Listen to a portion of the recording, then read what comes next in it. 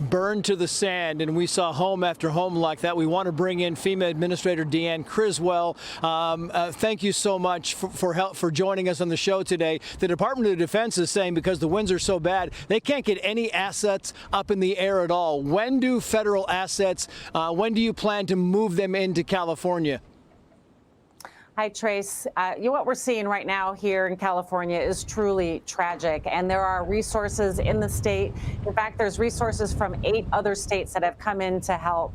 I know that the president has verbally approved a disaster declaration today, and we're working with the governor's team right now to get the specifics of exactly what he needs. But this opens up our ability to send in resources to help with the individuals that have been impacted with sheltering, with some of the costs that they have. And the DOD, the Department of Defense, such a great partner. As soon as it's safe for them to go in and fly, they will be sending additional resources and personnel into that area.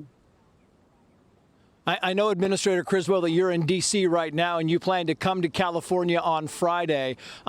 Is there more that you plan to do? Is there more assets that you plan to commit once you get here? Is it kind of you want to come and take a look and see exactly what's happening before you commit to whatever resources are needed?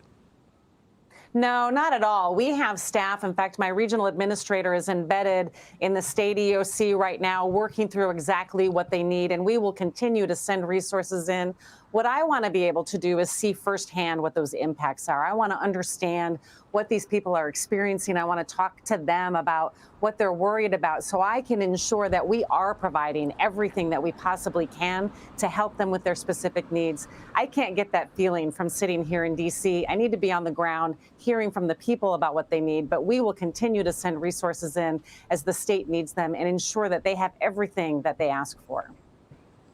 What is the governor, what are the local politicians and the local leaders asking for? What's the primary concern? I know that we are short on water. I know that we are short on resources. Is it firefighters, Administrator, or what exactly are we pointing toward?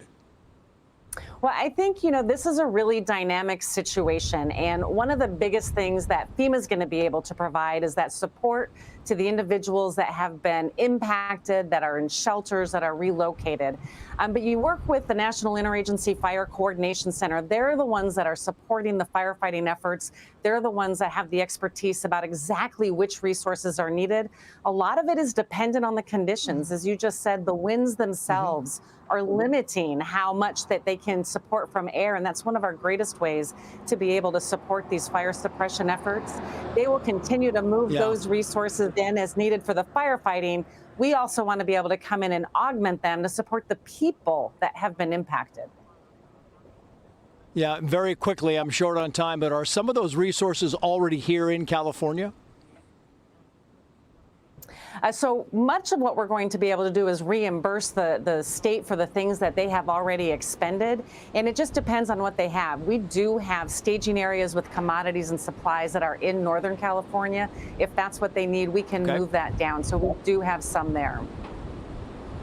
FEMA Administrator Deanne Criswell, thank you for your time. We appreciate it. Hey, Sean Hannity here. Hey, click here to subscribe to Fox News YouTube page and catch our hottest interviews and most compelling analysis. You will not get it anywhere else.